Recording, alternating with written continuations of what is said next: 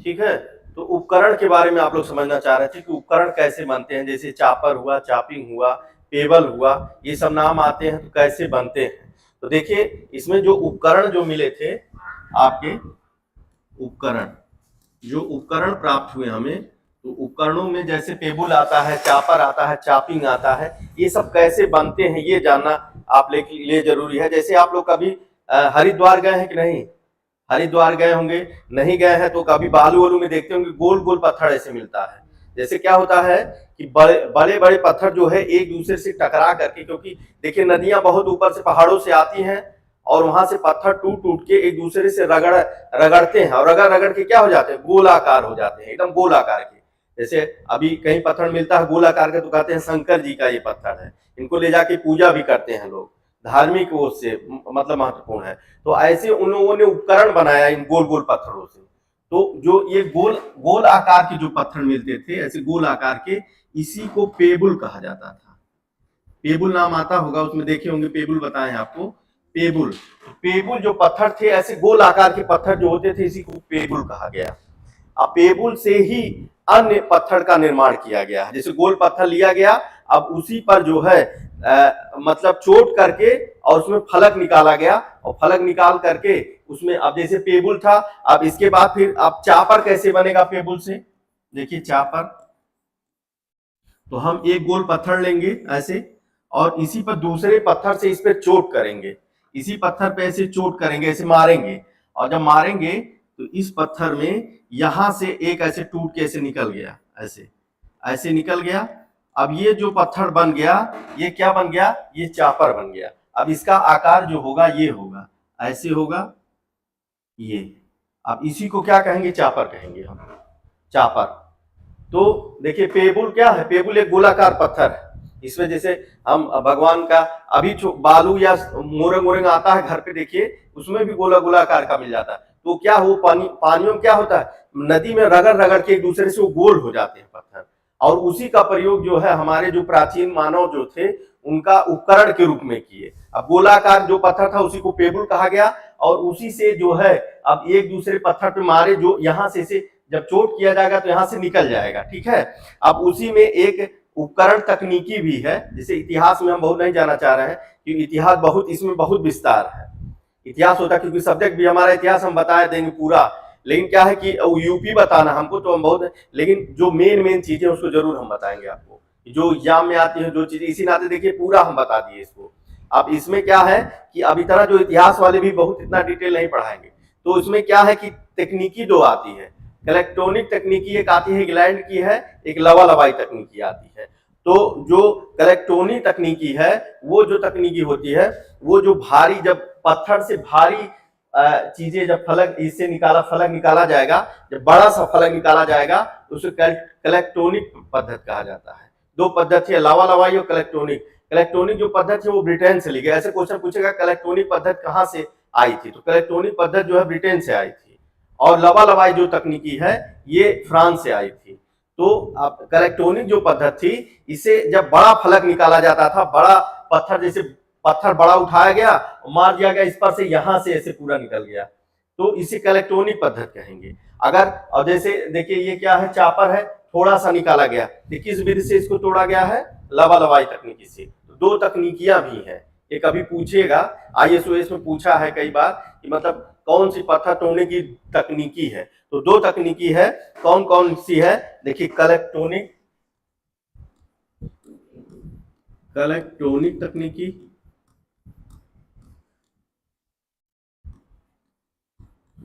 ये जो है, और दूसरा है लवा लवाई, ये फ्रांस की है और ये है ब्रिटेन की।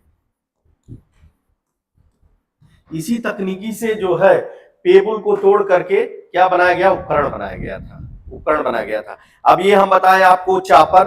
अब चापिंग कैसे बनेगा, चापर, चापिंग, देखिए चापिंग भी आया होगा निम्नपुरा पाषाण काल में। चापिंग, चापिंग में क्या है कि एक पत्थर लिए हम लोग, और इसमें क्या करते हैं कि इसको दो तरफ से ऐसे, यहां से भी निकाल देंगे और यहां से भी निकाल देंगे, तो यहां जो पत्थर ऐसे निर्माण होगा,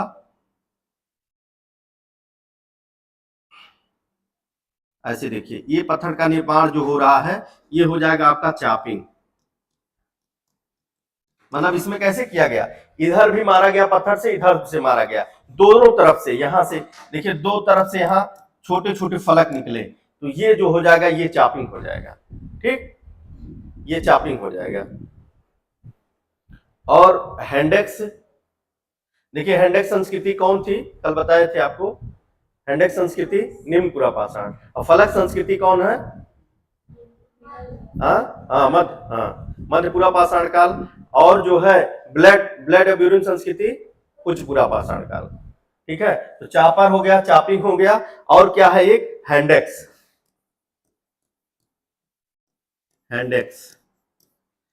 हैंडेक्स में ये ऐसे होता था, इस पे कई जगह ऐसे तोड़ा जाता था इसको, ये ऐसे, ये है हैंडेक्स। ये इस तरह से जब पत्थर को तोड़ा जाता था तो इसी को हैंडेक्स कहा जाता था।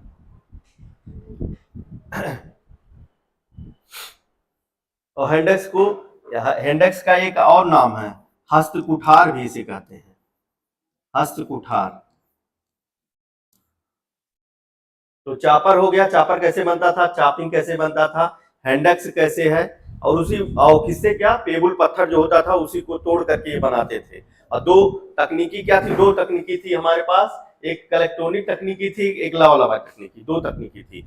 उससे ऐसे भी क्वेश्चन पूछा कि लावा तकनीकी कहाँ की है, फ्रांस की, और कलेक्ट्रॉनिक तकनीकी कहाँ की है, ब्रिटेन की है। ठीक है, और एक है क्लीवर। क्लीवर जो होता था, पत्थर को यू आकार में ऐसे तोड़ा जाता था, ऐसे यू आकार में ऐसे तोड़ा जाता था, ऐसे। ये नहीं, चापिंग दूसरा है, क्लीवर दूसरा है। अच्छा, क्लीवर, अच्छा देख लेंगे हम एक बार इसको, इस बार देख लेंगे हम। क्लीवर है, इसी को विदारणी भी कहा जाता है, क्लीवर को ही एक नाम और है विदारणी इसको।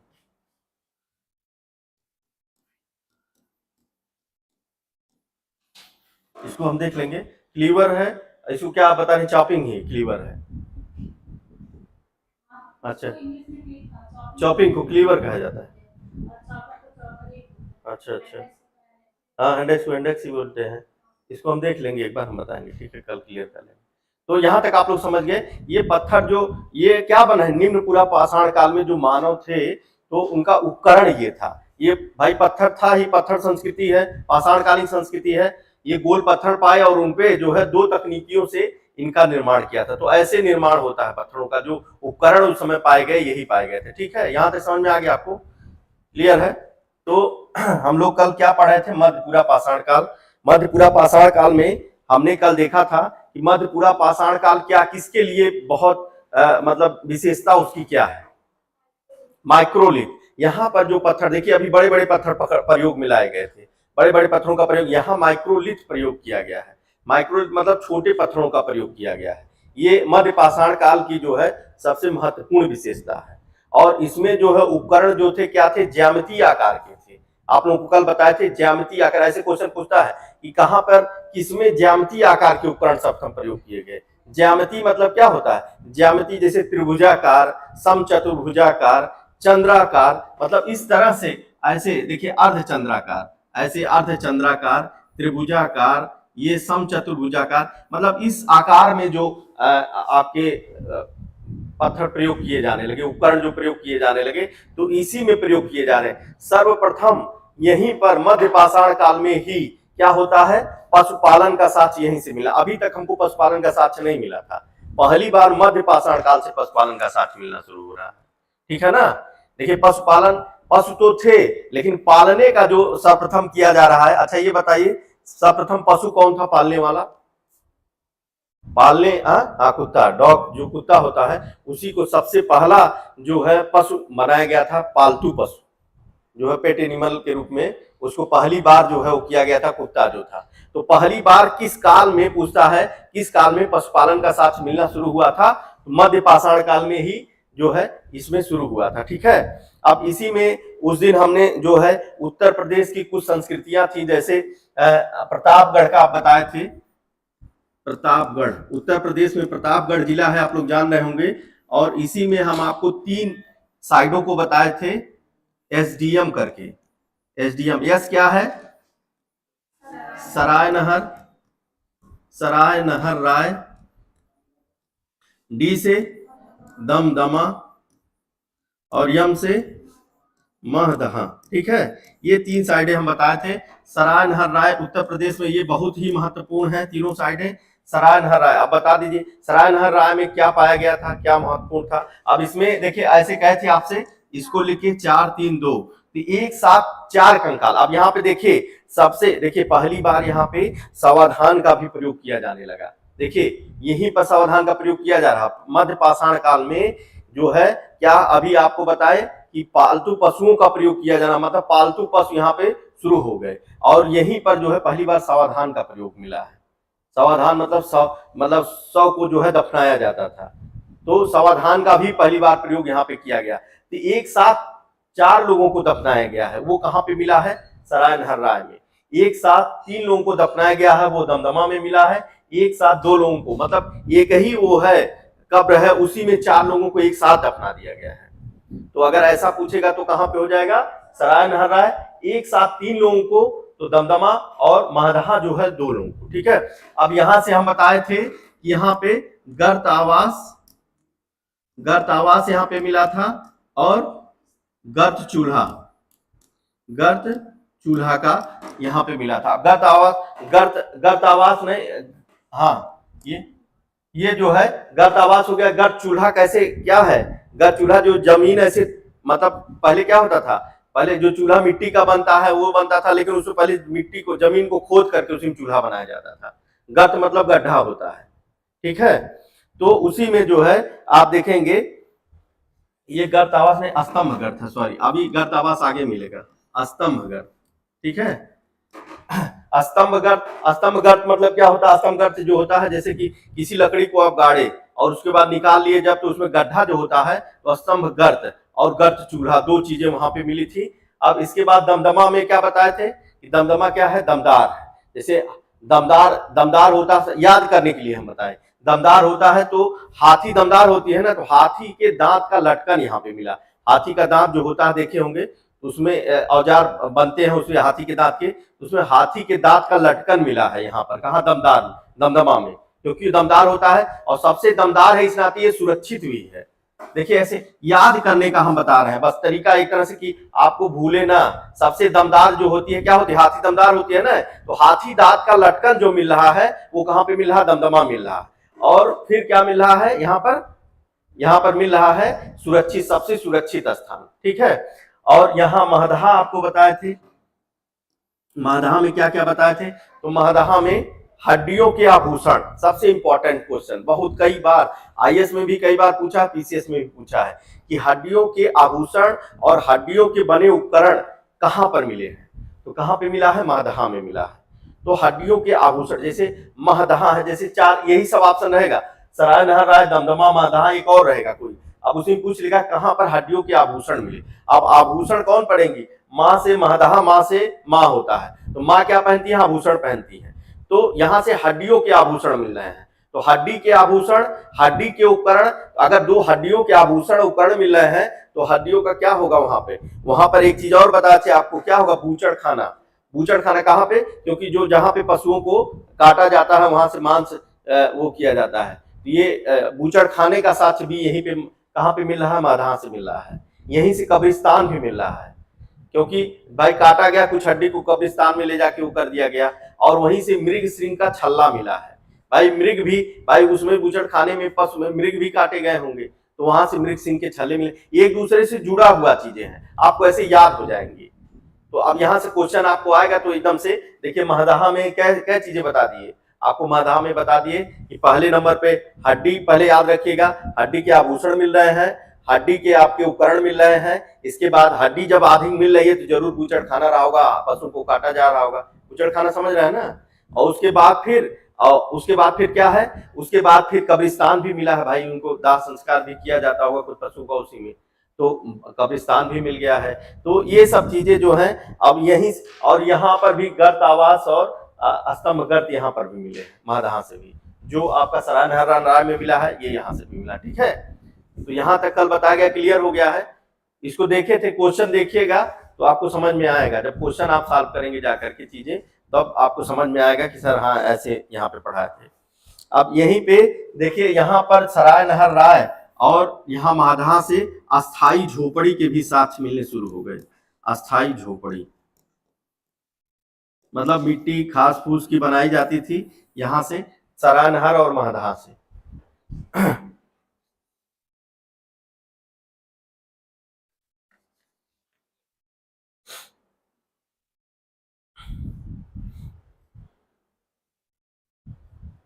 ठीक है, अस्थाई झोपड़ी का साक्ष्य। ठीक, अब इसके बाद फिर आप देखेंगे उत्तर प्रदेश में ही कुछ और यहाँ पे साइडें मिली हैं, जो जैसे इलाहाबाद में है चोपनी मांडो। चोपनी मांडो एक साइड है इलाहाबाद में। इस ये हो गया,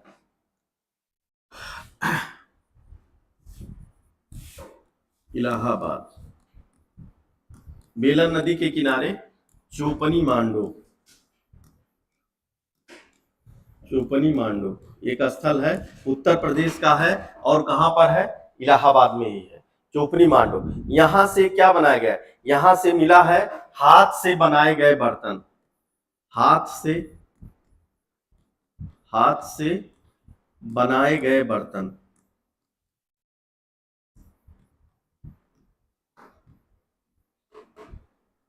यहीं से मिला है जंगली धान की भूसी, जो जंगली चावल, जो जंगली धान होता है, जंगली चावल, जंगली धान की भूसी। दो चीज मिल रही है, हाथ से बनाए गए बर्तन यहाँ पे मिल रहे हैं चौपनी मांडो से, और जंगली धान की क्या मिल रही है, भूसी मिल रही है।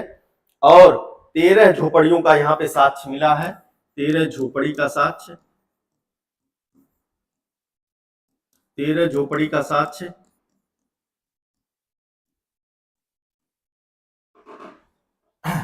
तेरह झोपड़ी का साक्ष्य मिला है, जिसमें 7 झोपड़ी जो है अंडाकार है।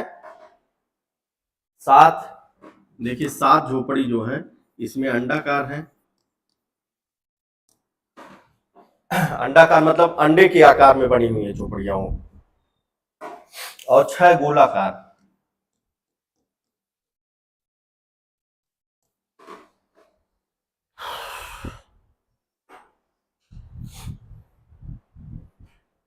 हो गया। अब ये जो है कहाँ पे है, चोपनी मांडो इलाहाबाद में बेलन घाटी में स्थित चोपनी मांडो स्थल है। अब यहाँ पर क्या हाथ से बनाए गए बर्तन मिल रहे हैं।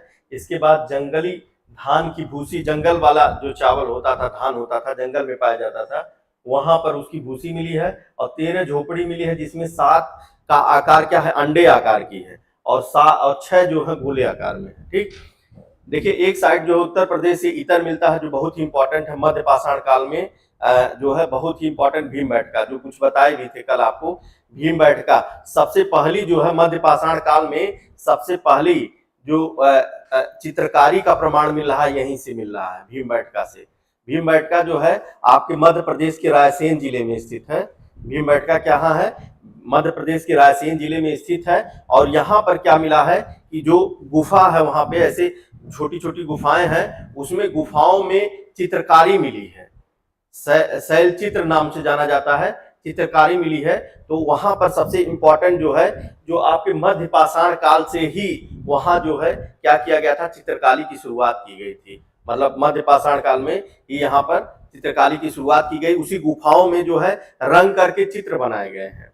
अब चित्र जो है बहुत जो इंपॉर्टेंट है भीमबेटका में, तो उसमें जो है आपका ये देखेंगे कि आखेट करते हुए और नृत्य करते हुए मानव का जो है जो चित्र बनाया गया है, वो सबसे इंपॉर्टेंट है उसमें भीमबेटका में। देखिए सबसे पहले जो प्रारंभिक, देखिए उसमें रंगों का जो है, आप बताइए मध्य पाषाण काल में 16 प्रकार के रंगों का उसमें प्रयोग किया गया है।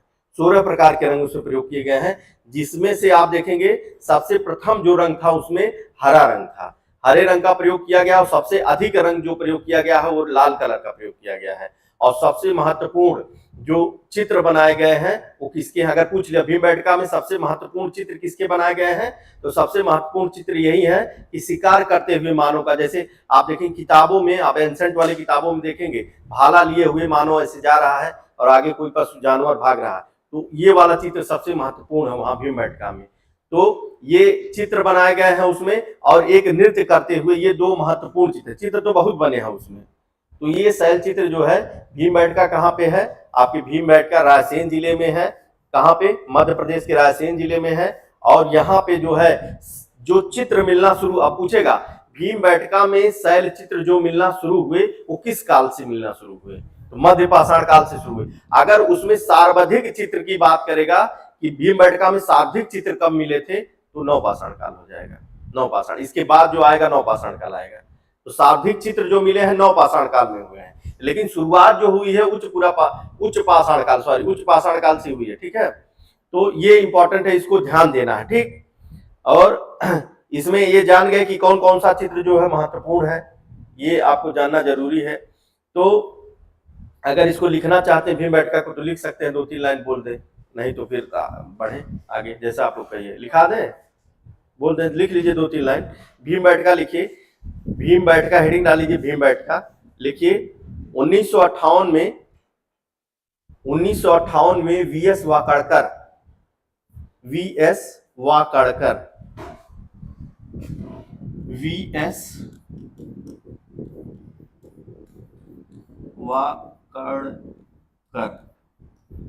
वाकड़कर ने इसकी खोज की थी। भीमबेटका की खोज कब किए थे ये, 1958 में। यह मध्य प्रदेश के रायसेन जिले में स्थित है। यह मध्य प्रदेश के रायसेन जिले में स्थित है। मध्य प्रदेश के रायसेन जिले में स्थित है। मध्य प्रदेश के रायसेन जिले में स्थित है। इसमें चित्रकारी की शुरुआत उच्च पुरा पाषाण काल से हुई। चित्रकारी की शुरुआत उच्च पुरा पाषाण काल से हुई।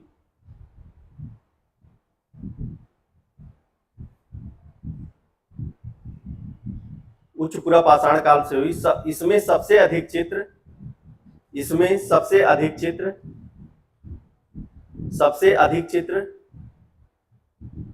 नवपाषाण काल से मिले हैं। सबसे अधिक चित्र नवपाषाण काल से मिले हैं।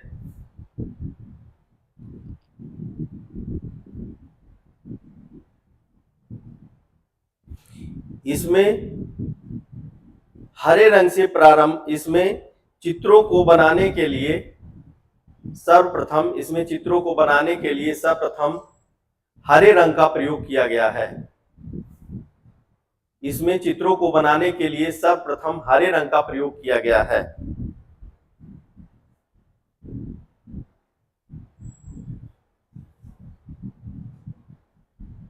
और सबसे अधिक लाल रंग का प्रयोग किया गया है। और सबसे अधिक लाल रंग का प्रयोग किया गया है।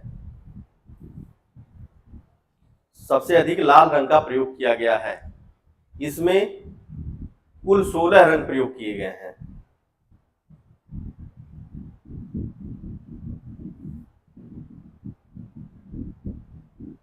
इसमें कुल 16 रंग प्रयोग किए गए हैं। इसमें लिखिए, अगला पॉइंट लिखिए, इसमें प्रमुख चित्र जो बनाए गए हैं, इसमें जो प्रमुख चित्र बनाए गए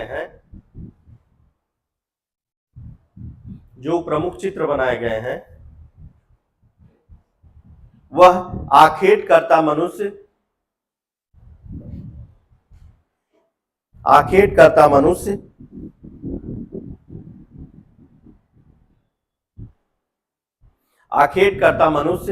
और नृत्य करते मनुष्य का चित्र है।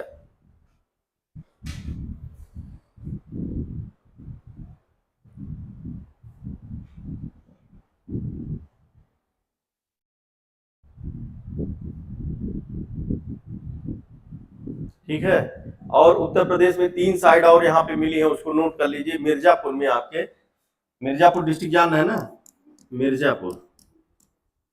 मिर्जापुर में आपके लेखहिया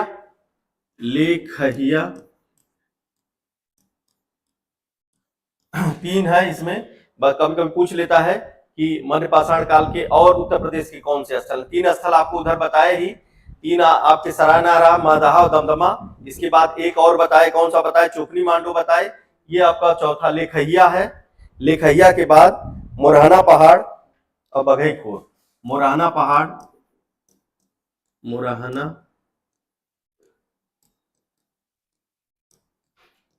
और बघईखोर, बघईखोर, ये उत्तर प्रदेश की ये साइडें हैं, इतनी साइडें हैं। अब पूछ लेगा कि उत्तर प्रदेश में कौन कौन साइडें हैं मध्य पाषाण काल की, तो ये आपकी 3 उधर बताए, 1 4 ये बताए और 3 7 ये मिले हैं। बघईखोर, मुरहना पहाड़ और लेखहिया, ये मिर्जापुर में है। ठीक है, अब इसमें कुछ नहीं, एक लेखहिया में लिख लीजिए, यहाँ पे 17 कंकाल मिले हैं, 17 कंकाल मिले हैं यहाँ पे।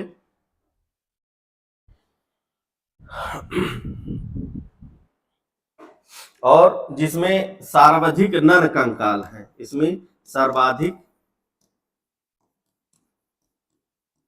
नर कंकाल, नर कंकाल 17 कंकाल मिले हैं, कंकाल है 17 कंकाल मिले हैं, जिसमें सर्वाधिक नर कंकाल इसमें है, जो भी है उसमें सबसे ज्यादा नर कंकाल है। तो ये आपका हो गया। अब देखिए पशुपालन का जो साक्ष्य यहाँ पे मिल रहा, कहाँ से मिल रहा है? मध्य प्रदेश का क्या कौन सा स्थान है जहाँ पे प्रथम मिला था, बताइए। पशुपालन का जो साक्ष्य मिला था वो कहाँ से मिला था? मध्य पाषाण काल से ही पशुपालन का साक्ष्य मिलना शुरू हुआ है। 3 स्थल है जो पशुपालन का साक्ष्य मिला। जैसे आपको बताए कृषि का जो प्राचीनतम साक्ष्य, कृषि का प्राचीनतम साक्ष्य आपको बताए थे, कहाँ से मिलना शुरू हुआ था? आपको एक कोड बताए थे, क्या नाम है उसका? देव का गढ़ कहाँ पे है? डीह पर है। एक देखिए याद करने का तरीका हम बताए थे, खाली बस वो है कि क्या बताए थे, देव का गढ़ डीह पर है, ऐसे मतलब याद करने के लिए बताए थे खाली, कि बाई चांस भूल जाता है। तो डीह मतलब क्या होता है? गांव में कहते होंगे डीहवा बाबा, तो गांव पर होता है ना, जो गांव से जुड़े जानते हैं। तो एक गांव में तो देव से क्या हो जाता है? लहुरा देव, लहुरा देव। इसके बाद फिर गढ़ से मेहरगढ़, मेहरगढ़, ठीक है। और डी से कोल्डिहवा, कोल्डिहवा। यही जो कृषि के प्राचीनतम साक्ष्य यही 3 है, ये हैं मतलब मेन जो माने जाएंगे, जहां से आपको मिल रहा है। यहाँ 9000, 8000 से 9000 यहाँ पे लहुरा देव, फिर यहाँ पे 7000, यहाँ पे 6000 ईसा पूर्व के साक्ष्य मिले। सबसे प्राचीन जो साक्ष्य पूरे विश्व में, जो प्राचीनतम साक्ष्य कृषि का मिल रहा है, यहाँ आपके यही संत कबीर नगर जो आपके गोरखपुर में बगल में है, लहुरा देव एक स्थान है संत कबीर नगर में, वहीं पर जो है धान का जो चावल का प्राचीनतम साक्ष्य मिल रहा है, लहुरा देव से मिला था। जो कृषि का पहला प्रमाण पूरे विश्व में जो मिल रहा है हमारे भारत में, और भी हमारे ही बगल में जो है संत कबीर नगर डिस्ट्रिक्ट लहुरा देव स्थल है, 9000 ईसा पूर्व में यहाँ पर मिला था। ठीक है, तो यहाँ पे अब अगर ऑप्शन में पूछ दे कृषि का प्राचीनतम साक्ष्य कहाँ पे मिला है, अगर लहुरा देव ना रहे तो आप क्या मारेंगे इसमें? और मेहरगढ़ नहीं है तो कोल्डिहवा। हाँ बताइए। मेहरगढ़ में गेहूं था, लेकिन गेहूं और धान की बात हो रही, कृषि का प्राचीनतम साक्ष्य हम पूछ रहे हैं, समझ गए ना? अगर हम इस तरह से पूछेंगे गेहूं का प्राचीनतम साक्ष्य, देखिए यहाँ पर चावल, यहाँ पे भी चावल है और यहाँ पर भी कोल्डिहवा में भी चावल है। अगर पूछ लिया कि गेहूं का प्राचीनतम साक्ष्य, तब मारेंगे मेहरगढ़। लेकिन अगर पूछे कृषि का प्राचीनतम साक्ष्य, अगर लहुरा देव नहीं है तो मेहरगढ़ मार देंगे, और मेहरगढ़ नहीं है तो कई बार क्वेश्चन ये आया हुआ है।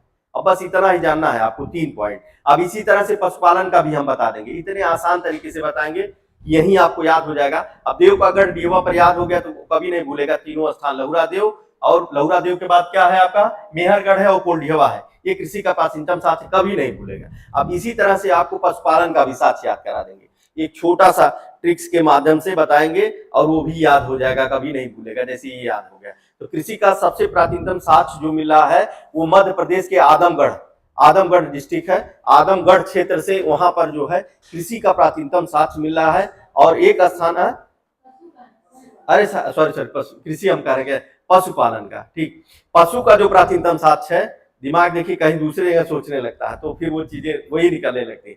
तो देखिए सॉरी, कृषि का जो पशुपालन का जो प्राचीनतम साक्ष्य मिल रहा है वो कहां से मिलना शुरू हो रहा है? मध्य प्रदेश में जो है आदमगढ़ क्षेत्र है, वहीं से सर्वप्रथम जो है पशुपालन का साक्ष्य मिलना शुरू हो रहा है। और एक राजस्थान में साइट है बागोर।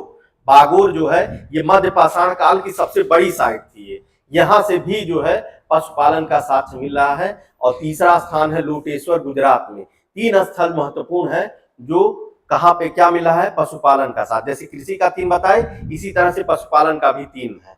अब उसको हम याद कैसे करेंगे? आदमगढ़, बागोर, आपसे पूछ रहा, नहीं याद आ रहा है एग्जाम में, भूल जा रहे हैं चीजों को, अगर नहीं याद आ रहा है तो क्या है, कैसे लिखेंगे? देखिए, आदमी बाग में लौट गया, ऐसे देखिए, देखिए ऐसे, आदमी क्या हुआ? बाग में लौट गए। अब लौट गया, आदमी से क्या हो जाएगा? आदमगढ़, आदमगढ़, बाग से बागोर, और लोट से लोटेश्वर, लोटेश्वर। अब ये जो है आदमगढ़ आपका मध्य प्रदेश में है, बागोर जो है राजस्थान में है, और लोटेश्वर आपका गुजरात में है। याद हो जाएगा ना? अब आदमी बाग में लौट गया, ये है। तो ये चीजें हैं, ये जैसे हम कुछ चीजें ऐसे बना लिए हैं, वो आपके ऊपर है। देखिए, ये सबको नहीं, किसी को नहीं पसंद आता है चीजें, तो ऐसे हम आपको आसान करने के लिए हम बता दिए हैं कि जरूर अगर ये ऐसे थोड़ा सा आसान हो जाती है चीजें, याद होता है। क्या होता है कि माइंड में इतना ज्यादा, देखिए क्या आईएएस में पीसीएस कितने बहुत ज्यादा सब्जेक्ट है, आपको सब चीज पढ़ना रहता है, तो चीजें कभी कभी भूल जाती है। तो अगर इस तरह से थोड़ा सा बना लेंगे, वो कर लेंगे, तो उसी तरह याद हो जाता है। जोड़, जैसे किसी का नाम नहीं याद हो रहा है तो आप अपने परिचय में किसी नाम को जोड़ लीजिए। उसको कोई सन है, उसको याद करने के लिए किसी का डेट ऑफ बर्थ आपके घर में आपके डेट ऑफ बर्थ से है, उसको डेट आपका जोड़ सकते हैं। तो याद करने का यही सब तरीका है कि आपको याद हो जाएगा जल्दी। तो कृषि का प्राचीनतम साक्ष्य आप जान गए। फिर इसके बाद पशुपालन का प्राचीनतम साक्ष्य यही है, आदमगढ़ है, बागोर है, लोटेश्वर है। यहीं से जो है पशुपालन का साक्ष्य मिलना शुरू हो गया। ठीक, तो पशुपालन का साक्ष्य कहां से हमको मिल रहा है? मध्य पाषाण काल से। लेकिन कृषि का जो मिल रहा है नवपाषाण काल में शुरू हो गया है। ठीक है, तो ये यहां तक मध्य पाषाण काल था। अब इसके बाद हम लोग आएंगे नवपाषाण काल। ठीक, यहां तक हो गया, आप हेडिंग डाल लीजिए नवपाषाण काल। नवपाषाण काल में पहले देखेंगे कि नवपाषाण काल में उत्तर प्रदेश में कौन कौन सी साइटें हैं, और नवपाषाण काल की हम लोग विशेषता भी पढ़ेंगे कि नवपाषाण काल क्या है और उसकी विशेषताओं को हम लोग जानेंगे। देखिए अब क्या है, धीरे धीरे अब मानो क्या हो रहा है, एडवांस हो रहा है धीरे धीरे। अभी पाषाण काल में आप देखें कि क्या हुआ कि बड़े बड़े पत्थरों से मतलब क्या कर रहा, छोटे छोटे औजार बना रहा, बड़े बड़े मतलब सुडौल नहीं बन रहे। फिर आया ब्लेड ब्यूरिन आ गया, ब्लेड से सुडौल पत्थर बनने लगे, और धीरे धीरे वो क्या हुआ, अब एडवांस हो रहा है। पहले जंगलों में क्या करता था, खाना बदोश जिंदगी जीता था वो, कहीं कहीं पेड़ पे सो गया, कहीं कुछ कहीं रहने का स्थान उनका एक जगह नहीं था। वो ज्यादातर नदियों के किनारे रहते थे, क्योंकि पानी का जो स्रोत जहां होता था वहीं रहते थे वो, क्योंकि कहीं दूर चले गए, प्यास लग गई भाई, उसमें बर्तन व्यवस्था नहीं थी ना, तो वो ज्यादातर मानव का निवास जो देखेंगे नदियों के ही किनारे हुआ है। क्यों बताते हैं ना, सिंधु घाटी सभ्यता तो नदी के किनारे ही जो है, मिस्र की सभ्यता है, बेबीलोन की सब मतलब नदियों के ही किनारे क्यों विकसित हुई। क्वेश्चन आपसे हो जाता है इतिहास में कि कारण बताइए कि क्या कारण है कि नदियों के ही किनारे सभ्यताएं बसी हुई थी। तो कारण यही है कि पानी की मेन आवश्यकता थी, बिना पानी के आप जी नहीं सकते हैं। तो जंगल में अपना शिकार उकार किए। तो अभी देखिए आग का आविष्कार जब तक नहीं हुआ, आग की जानकारी तो क्या हुआ था, निम्न पूरा पाषाण काल में ही हो गया, लेकिन जानकारी उसको जलाने की जो प्रक्रिया थी, प्रयोग करने की प्रक्रिया का उच्च पूरा पाषाण काल में हो रहा है।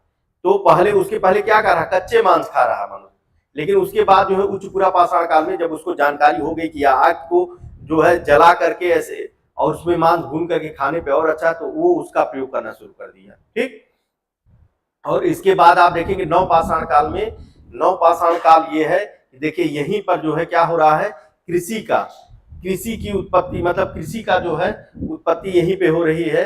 कृषि करना पहली बार मानव शुरू कर दिया नवपाषाण काल में। अब कृषि होगी तो कृषि करेगा तो स्थान ही एक बनाएगा, रहने के लिए स्थान। भाई कृषि करेगा तो उसको खेत को छोड़ के तो दूसरे जगह जाएगा नहीं। भाई किसानी अगर कोई कर रहा है तो उसके लिए क्या करेगा, वो वहीं पे स्थान भी बनाएगा, तो रहने के लिए स्थान भी बनना शुरू हो गया। कृषि करा मतलब भाई जंगलों को काट करके वहां पे थोड़ा बहुत जो भी जानता था चावल गेहूं उनकी खेती करना वो शुरू कर दिया। और उसके लिए क्या हो गया, निवास स्थान भी बनाया। अब निवास स्थान भी हो गया, अब उसके बाद फिर क्या हुआ कि तकनीकी भी सीखना शुरू कर दिया। अभी तक जो बर्तन बनते थे, मिट्टी के बर्तन जो बनते थे, क्या किससे बनते थे, हाथों से बनते थे। लेकिन नवपाषाण काल में क्या हो गया, चाक से बर्तनों का निर्माण शुरू हो गया। तो पहली बार पूछता है कि चाक से बर्तन का निर्माण कब शुरू किया गया था। तो चाक से बर्तनों का निर्माण जो शुरू किया जा रहा है वो कहां पर किया जा रहा है, नवपाषाण काल में। कृषि प्रारंभ जो हो रही है नवपाषाण काल से, अस्थाई जो निवास इनका बन रहा है ये नवपाषाण काल से। इसके बाद अब यहाँ पर भाई कृषि कर लिए, इसके बाद फिर रहने के लिए स्थान भी बना लिए, और इसके बाद फिर अब मिट्टी के लिए बर्तन भाई खाने के लिए बर्तन भी चाहिए। तो अब क्या है, चाक का निर्माण कर लिए, चाक से बर्तन भी बनाना शुरू कर दिए वो लोग। अब बर्तन जब बनना शुरू हो गया, अब क्या होता था कि कुछ चीजें लाने के लिए उनके लिए दिक्कत होती थी। तो यहाँ पर पहिए का आविष्कार हो रहा है। नवपाषाण काल में आप देखेंगे कि पहली बार पहिया, वो लकड़ी का जो पहली चलती थी, देखे होंगे लड़िया जो बोलते थे, डल्लप लड़िया, पुराने आप बाबा होगा सबने पूछेंगे तो वो लोग बताएंगे, वो लकड़ी का बना होता था पहिया पूरा। वो लकड़ी की पहिया, ये जो टायर वायर आ गया अब नहीं, बहुत पुराने समय की बात है, हम लोग भी नहीं जानते हैं। 50 60 70 साल 80 साल पहले आप गाँव में आप उसका देखेंगे कि जो है एक लड़िया टाइप की बनती थी, उसमें लकड़ी का बना होता था और पूरा उसी से लकड़ी से बना करके बैल द्वारा उसको ढोया जाता था। तो उसका पहिए का आविष्कार सर्वप्रथम यहाँ पे हो रहा है। तो पहिए का हो रहा है, चाक से बर्तन का निर्माण हो रहा है। इसके बाद फिर क्या हो रहा है, पशुपालन यहाँ पे एडवांस रूप में हो गया। अभी मध्य पाषाण काल में थोड़ा बहुत पशुओं का पालन होता था, लेकिन नवपाषाण काल में आप देखेंगे पशुपालन जो है बृहद रूप से होने लगा। तो अब मानव क्या हो गया, एक स्थान पर रहने लगा, वहां पर खाने की वस्तुएं और हर चीज व्यापक पशुचारण साथ हो गया। इसके बाद फिर ये नाव का निर्माण भी करना शुरू कर दिया। तो जो है चलने के लिए, इसके बाद फिर खाने के लिए हर चीज व्यवस्थित। आप देखेंगे नवपाषाण काल जो है, तो नवपाषाण काल को क्रांति की संज्ञा गार्डन चाइल्ड ने कहा था, नवपाषाण काल जो है वो क्रांति की संज्ञा दिया था उनको। नवपाषाण काल को क्रांति की संज्ञा दिया था। कौन अगर पूछता है तो गार्डन चाइल्ड ने कहा था कि क्रांति का काल था ये नवपाषाण काल। देखिए नवपाषाण काल जो शब्द दे रहे हैं, वो नवपाषाण काल शब्द का सर्वप्रथम प्रयोग जॉन लुबाक ने किया था। जॉन लुबाक ने अपनी प्री हिस्ट्री टाइम एक पुस्तक है उनकी, जॉन लुबाक की, उसमें जो है इन्होंने सर्वप्रथम जो है नवपाषाण काल का मतलब नवपाषाण नाम दिया था। पहली बार नवपाषाण पूछ लिया, नवपाषाण नाम कौन दिया था पहली बार, तो कौन दे रहा है, जॉन लुबाक। उनकी कौन सी पुस्तक थी, प्री हिस्ट्री टाइम इनकी पुस्तक थी। उसी में इन्होंने पहली बार बताया था कि क्या, कि नवपाषाण काल शब्द का पहली बार प्रयोग किया था जॉन लुबाक ने। और क्रांति की संज्ञा किसने दिया है, हाँ गार्डन चाइल्ड ने जो है इनको कहा है कि क्रांति का युग था। क्रांति का युग क्यों कहा जा सकता है, ऐसे आपसे क्वेश्चन पूछ सकता है, मेंस में ही लिखने को पूछ दिया नवपाषाण काल क्रांति का युग है, आप बताइए। तो आप लिख सकते हैं कि नहीं, क्रांति का युग है इस नाते कि यहीं पर कृषि का पहला जो साक्ष्य मिलना शुरू हो गया, कृषि करना शुरू कर दिया, मानव अस्थायी जीवन अपना बना लिया। यहाँ पे चाक का निर्माण शुरू हो गया, बर्तनों का निर्माण होना शुरू हो गया। इसके बाद आप देखेंगे बर्तनों के निर्माण के बाद यहाँ पे पहिए का निर्माण हो रहा है। यहाँ पर चीजें जो है अब भाई चलने के लिए जैसे दूर दूर भी जाना पड़ता था ना, तो पहिए का भी आविष्कार हो गया, और ना पानी में चलने के लिए नाव का आविष्कार। तो इस नाते इसको गार्डन चाइल्ड ने क्या कहा था, आपका क्रांति का युग कहा था। ठीक, इसके बाद जो देखेंगे 1842 ईस्वी में क्या नाम था उनका, डॉक्टर प्राइमरोज, जो कर्नाटक के लिंगसगूर में जो है पहला नवपाषाण कालिक जो है उपकरण खोजे थे। क्या नाम था उनका, डॉक्टर प्राइमरोज। 1842 ईस्वी में डॉक्टर प्राइमरोज ने कर्नाटक के लिंगसुगूर में पहला नवपाषाणिक जो है उपकरण खोजा था। ठीक है, तो ये चीजें हैं, कुछ चीजें हैं आप याद करिएगा। इसके बाद फिर कुछ लिख लीजिए, 2-3 पॉइंट इसमें लिखा दे, नवपाषाण का हेडिंग डाल लीजिए, कुछ चीजें हैं इंपॉर्टेंट है उसको लिख लीजिए। लिखिए नवपाषाण शब्द का प्रयोग, नवपाषाण शब्द का प्रयोग सर्वप्रथम नवपाषाण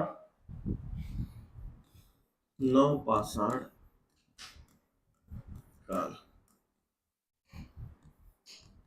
शब्द का प्रयोग जॉन लुबाक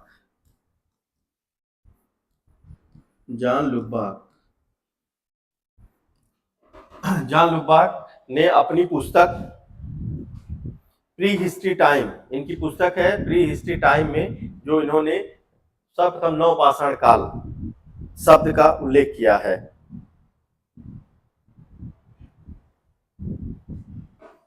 नवपाषाण काल को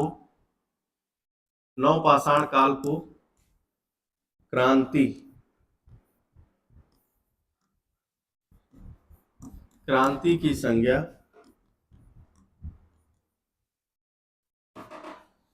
नवपाषाण काल है। शब्द कौन कर रहा है? जॉन लुबाक कर रहे हैं। और क्रांति की संज्ञा कौन दे रहे हैं? Garden child.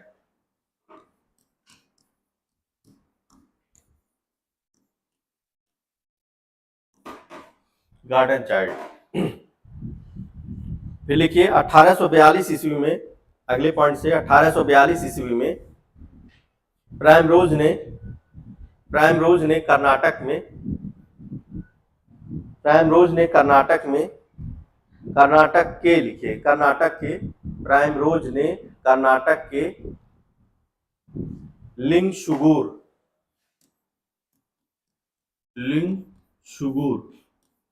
कर्नाटक के लिंगसुगुर नामक स्थान से सर्वप्रथम नवपाषाण कालीन उपकरण की खोज की। लिंगसुगुर से सर्वप्रथम नवपाषाणिक उपकरण की खोज की।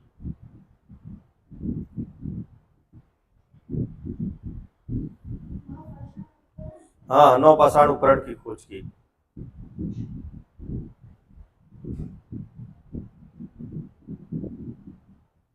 अब उत्तर प्रदेश में कौन सर्वप्रथम खोजा था, इसको भी लिख लीजिए। 1860 ईस्वी में ला मसूरिया, इनका नाम है ला मसूरिया।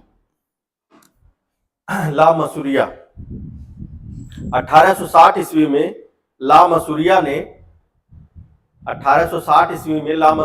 इलाहाबाद के टोंस नदी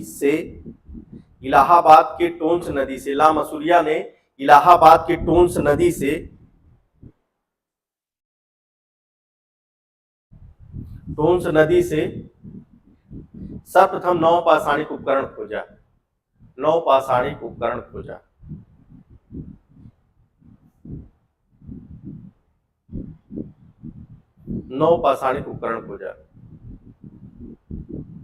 देखिए शब्द कौन दे रहा है? जॉन लुबाक। और इसके बाद क्रांति कौन कर रहा है? Garden child. ठीक है। और इसके बाद फिर जो भारत में पूरे सर्वप्रथम खोज कर रहा है, कौन कर रहे हैं? प्राइम रोज ने किया था। कहां पे किया था? कर्नाटक के लिंगसुगुर में। और इसके बाद फिर आपके उत्तर प्रदेश में कौन कर रहा है? ला मसूरिया जो है। कहां पे कर रहे हैं? टोंस नदी घाटी, इलाहाबाद के टोंस नदी घाटी क्षेत्र में जो है सर्वप्रथम उत्तर प्रदेश में जो है इसके खोज की जा रही है। अब इसमें लिख लीजिए, यहीं पर पॉइंट में 4-5 अस्थायी जीवन का साक्ष्य, सर्वप्रथम अस्थायी जीवन का साक्ष्य यहीं से मिल रहा है। अस्थायी जीवन का साक्ष्य,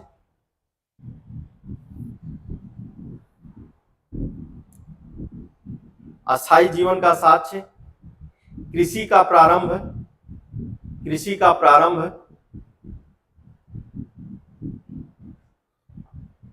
प्रारंभ, चाक से निर्मित मृदभांड का प्रयोग, सर्वप्रथम ऐसे लिखिए, सर्वप्रथम चाक से निर्मित मृदभांड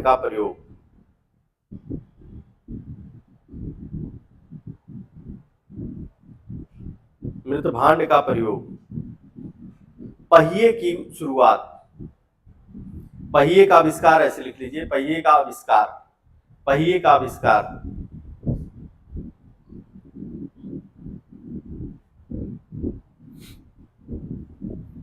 पालिशदार उपकरण, जो बर्तन बनाए गए उससे पालिश लगाना शुरू कर दिए। पालिशदार उपकरण,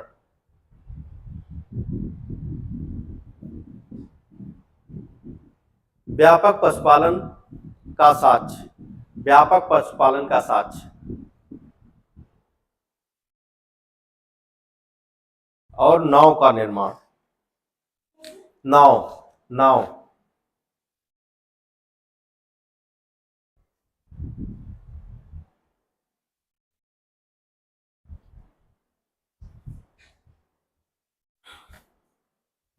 ठीक है। तो ये आपका नवपाषाण काल था। और इसमें अच्छा ये बता दीजिए, मनुष्य कौन सा सर्वप्रथम कौन सी धातु का प्रयोग किया था? वहां जो प्राचीन कालीन मानव जो है वो सर्वप्रथम किस धातु का सर्वप्रथम प्रयोग किए थे?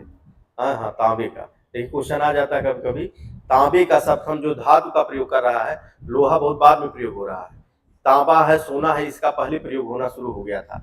पहली धातु अगर पूछेगा तो तांबा समझिएगा, तांबे का प्रयोग सर्वप्रथम, मतलब बहुत बेसिक चीजें हैं, इसको ध्यान देना चाहिए। पहला पशु जो किया जा रहा है वो कौन सा है? कुत्ता है, कुत्ते का पालन किया जा रहा है। अगर सबसे प्राचीन फसल पूछेगा तो फसल जो है वो जौ है। जौ सबसे पहले जौ ही मिला था, जौ जो है मिला था। और सबसे पहली दे देता है क्वेश्चन में कि कौन सा है, तो जौ है, ठीक है। तो ये सब चीजें हैं। अब जो है ये हो गया निम्न नवपाषाण काल। तो नवपाषाण काल आप लोग समझ गए, नवपाषाण काल में क्या क्या है इंपॉर्टेंट चीजें, ठीक है। तो यहां तक से आ रही है समझ में चीजें ना? देखिए क्लियर होना चाहिए चीजें, अगर आपको समझ में आनी चाहिए जो पढ़ाया जा रहा है। अब इसी पे आप क्वेश्चन जाके करेंगे। देखिए उत्तर प्रदेश भी पढ़ा है और उसमें जो चीजें महत्वपूर्ण है वो जो क्वेश्चन आता है उसको हम बता देते हैं। इतिहास मतलब एक तरह से आपको इतिहास ही पूरा पढ़ाया गया है, तो उसमें थोड़ा सा इतिहास में और डिटेल जाना पड़ता है, लेकिन चीजें जो मुख्य मुख्य जो क्वेश्चन आता है वो मैंने आपको बताया कि हाँ यहाँ से क्वेश्चन आ जाता है। ये चीजें इसको रिवीजन करेंगे और इसके बाद जो है जो भी क्वेश्चन आपको क्वेश्चन आप लगाइए। देखिए आप उठाइए निम्न पाषाण, मध्य पाषाण, इसके बाद मध्य पाषाण, नव पाषाण, सभी का क्वेश्चन आप उठा करके लगाएंगे तो चीजें समझ में आएंगी कि आप कहाँ से। कुछ चीजें नहीं समझ में आ रही है तो उसको पूछिए बार बार।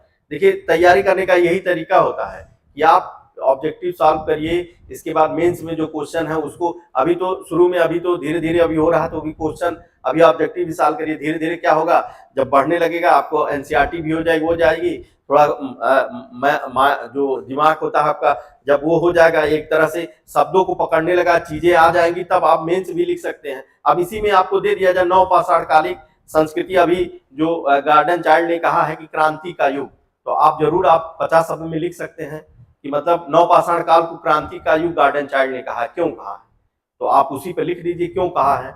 उसमें आप सीधे सीधे आप बता दीजिए सारी चीजों को कि कौन कौन सी चीजें हुई यहाँ पे। भाई कृषि का जो है पहला यहीं पे मिल रहा है, कृषि प्रारंभ हो गया, यहाँ पे अस्थायी जीवन कर रहने लगे लोग, यहाँ पे पशुपालन का बृहद होने लगा। इसके बाद फिर पहिए का आविष्कार हो गया, पहिया का आविष्कार भाई ये क्रांति का ही माना जाएगा ना। अभी मानुष्य क्या था, पैदल चल रहा था, लेकिन जब पहिए का आविष्कार हो गया तो अब पहिए पे उस पर नहीं चलना पड़ेगा ना उसको। इसके बाद फिर अभी क्या था कि हाथ से बर्तन बनाता था, लेकिन अब क्या हो गया, चाक पे सुडौल बढ़िया बर्तन बनने लगे, उसमें भी पॉलिश भी लगने लगा। ये सब क्या है, क्रांति का युग है, ठीक है। तो यहाँ तक आज क्लास रहेगी आपकी। इसके बाद फिर कल हम फिर बताएंगे, अब आगे और चलेंगे सिंधु घाटी सभ्यता से जो भी चीजें उत्तर प्रदेश से संबंधित महत्वपूर्ण है वो चीजें देखिए आप लोग। देखिए ये ऑनलाइन भी चलता है, तो कोई अगर देखना चाहे तो उनको भी बता सकते हैं, वो ऑनलाइन भी दे सकते हैं। और लाइक और सब्सक्राइब कर दिया कीजिए उस पर। थोड़ा सा क्या होगा, लाइक और सब्सक्राइब और थोड़ा सा कमेंट मारेंगे तो क्या होगा, हम लोगों का थोड़ा सा हौसला बनेगा कि भाई सर पढ़ा रहे हैं, चलिए लड़के कह रहे हैं नहीं बहुत अच्छा है, तो उसमें क्या होता है हम और मेहनत करेंगे और पढ़ाएंगे आपको मेहनत से। तो थोड़ा सा आप लोग ये भी करा कीजिए, लाइक सब्सक्राइब भी, और उसी में फिर अपना कमेंट वमेंट भी दे दिया कीजिए। अभी आप लोग सब लोग सब्सक्राइब किए होंगे, चैनल देख ही रहे होंगे, तो और भी लोगों को आप लोग जोड़ते रहिए, अपना करिए, ठीक है। तो क्लास आज यहीं तक रहेगी। और चीजें समझ में आ रही है ना, क्लियर हो रही ना। देखिए जहां ना समझ में आ तुरंत पूछिए, कि वो डरना नहीं चाहिए, एकदम पूछिए कि सर यहाँ ये चीजें नहीं समझ में आई, हमको बताइए, हम जरूर बताएंगे। क्योंकि भाई देखिए आपको चीजों को क्लियर, जब तक आपके पास कॉन्सेप्ट नहीं रहेगा, चीजें क्लियर नहीं रहेंगी तो चीजें भूल जाती है। और जब मन में बना रहेगा नहीं ये चीजें हम नहीं समझ पाए तो वो भूल जाती है। आप जरूर यही पूछिए खड़े होके, क्या करना भाई, सभी लोग तो भाई है यहाँ, भाई बहन है, सब लोग अपना खड़ा होकर पूछ लिया तो बता दिया अपना, क्या करना। तो ये जरूरी है। और फिर पढ़िए आप लोग, एनसीईआरटी आप लोग का चल रहा होगा, उसमें एनसीईआरटी हाँ, अच्छा अच्छा अच्छा, एडवांस। और क्या ज्योग्राफी और वो क्या चल रहा है सब्जेक्ट में? हाँ, अच्छा क्लास 7। और हिस्ट्री में? अच्छा बौद्ध धर्म चल रहा है, चलिए आप लोग पढ़िए बढ़िया से। अब हम भी जो है ये जैसे चैप्टर खत्म होगा उसका हम क्या करेंगे, आपका क्वेश्चन सॉल्व कराएंगे। तो उससे क्या होगा, जैसे आप लोग कह रहे हैं ना, अब यहाँ क्वेश्चन सॉल्व कराएंगे, तो अभी हम सैटरडे वैटरडे तक बना देंगे हम 40-50 अरे 30-35 क्वेश्चन बना देंगे हम। तो इस पे जितने भी क्वेश्चन आए हुए हैं आयोग से वो क्वेश्चन बनाएंगे, और उसके बाद देखिए आप बनाइएगा तो देखिएगा आपको समझ में आएगा। कोई क्वेश्चन नहीं बचेगा, यही जो पीसीएस में आया होगा आईएएस में आया होगा वो क्वेश्चन रहेगा, आपको यहीं बैठ के बनाना रहेगा। बताइएगा आप लोग, ठीक है? तो हम एक बनवा देंगे, और तब जैसे क्या होगा कि पढ़ाते रहेंगे और क्वेश्चन भी सॉल्व कराते रहेंगे तो आपका क्लियर होता रहेगा। वो बहुत जरूरी है। क्वेश्चन सॉल्व करने से क्या होगा कि अगल बगल की चीजें भी याद हो जाती हैं आपकी। और क्वेश्चन अब एक बार जो जैसे आप क्वेश्चन आप सही भी कर लिए ना, कि पूछ लिया कि कृषि का, अब आपसे पूछ ले कोई कि पशुपालन का साक्ष्य कहाँ से मिला था, तो आप भूलेंगे? पशुपालन का साक्ष्य कहाँ पे मिला था? सर्वप्रथम आदमगढ़ से मिला था। हाँ, क्या क्या बताए हैं ट्रिक आपको, बताओ। हाँ, आदमी बाग में लेटा भाई, कुछ नहीं। आदमी, आदमी से आदमगढ़, बाग से बागोर, और लेटा से लोटेश्वर, बस। ये तीनों चीजें आपका ऐसे याद कर सकते हैं। कृषि का प्राचीनतम साक्ष्य वही है जो आपका बताए हैं, वो कोड है, वो अपना देख लीजिए। जैसे कोड का बहुत हमारा ये नहीं कि आप कोड पढ़िए, ये तो हम आपके लिए सरल के लिए बता दिए हैं, वो आपके ऊपर है कि आप पढ़ लेते हैं, ठीक है? नहीं है कोई बात नहीं, आप वैसे ही याद कर सकते हैं तो और अच्छी बात है, ठीक है? वो चीजें हैं, कुछ चीजें जैसे आदमी बता देता आसान हो जाता है तो आप याद कर सकते हैं। ये तरीका होता है थोड़ा सा पढ़ने का, ठीक है? ठीक है तब। हाँ,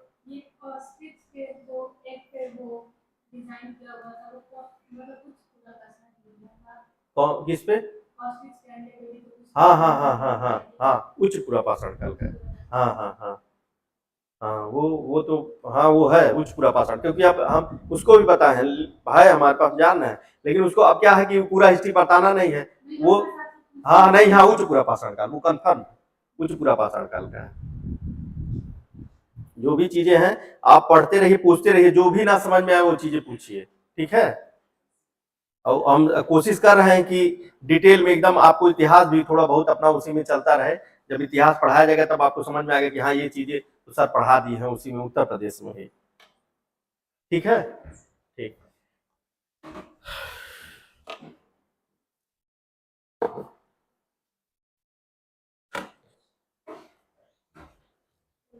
तो